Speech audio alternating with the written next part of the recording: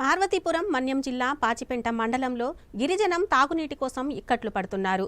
గత 2 నెలల క్రితం తలెత్తిన తాగునీటి సమస్యకు పరిష్కారం లభించకపోవడంతో సుదూర ప్రాంతాలకు వెళ్లి గడ్డె ఊటలు, చలమనీరు తీసుకోవాల్సిన పరిస్థితులు తలెత్తాయి. సమస్యను పరిశీలించిన సిపిఎం నాయకులు తక్షణమే తాగునీటి సౌకర్యాన్ని అందుబాటులోకి తేవాలని డిమాండ్ చేశారు.